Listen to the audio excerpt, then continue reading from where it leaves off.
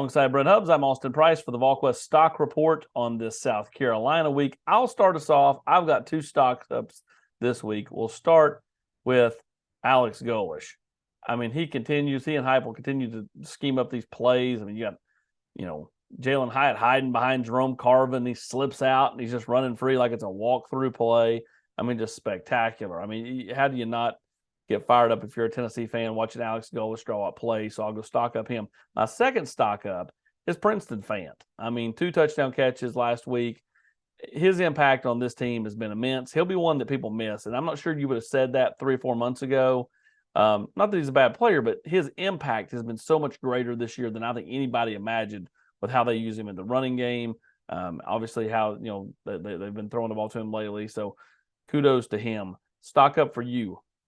Well, you can pick a lot of guys on offense when you score 66 points, right? I'm going to go with Brew McCoy. I just think you're seeing Brew McCoy get better and better each week. I think he's getting more and more comfortable with Hendon Hooker. I think he does a great job of coming back to the ball on routes. You look at where he's at. He had 9 catches for 111 yards. Terrific block on Jalen Hyatt's, touchdown, as you mentioned there. Didn't do anything dumb, just shielded the guy off. I thought his 3rd and 11 catch was as big a play as there was at the game on that first possession. Really good adjustment to the ball in the air. He's now got 3 games of over 100 yards, Austin, and this is a guy who didn't play last year. I think you're starting to see him really get into a nice rhythm in Tennessee's offense. I like the way Brew McCoy's playing right now.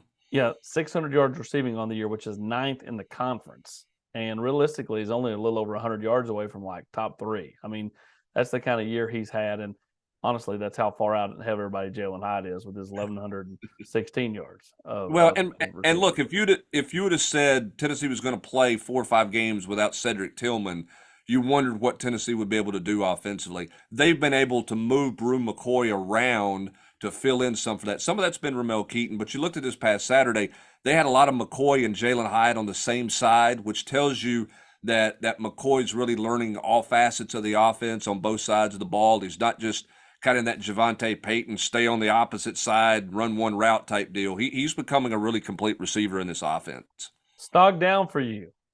Yeah, I know you're not going to go with one, so I'll be the negative Nancy, right? I'm going to go offensive line penalties. Tennessee's given up 10 sacks the last 2 weeks. Look, Georgia's really good. Tennessee had a hard time with that. Missouri's defensive front's solid. They did not play well at the left tackle position. But more importantly, you had 4 holding penalties last week against Missouri. And that comes after you had all the pre-snap penalties that you had against Georgia. They just need to clean it up. I think Cooper Mays acknowledged that, Austin, when he met with the media, that he was happy for the recognition he got as the offensive lineman of the week. They're very excited about advancing in the Joe Moore Award race. But Cooper acknowledged, hey, we got to clean things up and got to play better. They were better with the pre-snaps last week. Of course, they were at home. We'll see how they handle that on the road this week. But you can't have 4 holding penalties. Tennessee's got to do a better job of playing with their feet than what they did last week against Missouri.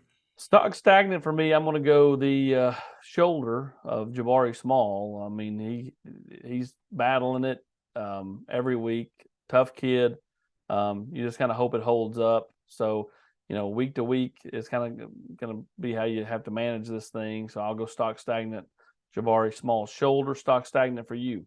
Yeah, I'm going to stay on the health front too, and just go with the health and effectiveness of Cedric Tillman.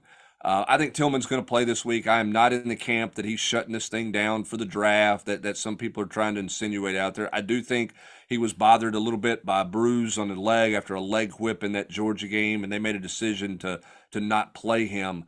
I think Tennessee would certainly welcome his return, but it's pretty amazing. Tennessee's averaging 52 points a game without Cedric Tillman on the field. They've been really effective offensively without Tillman.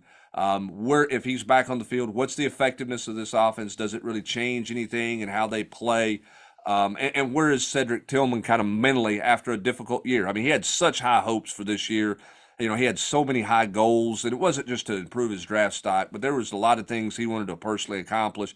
That injury is just preventing that from happening. So where is kind of he at mentally with the health? Where is he mentally with everything right now as he gets back out on the field on Saturday?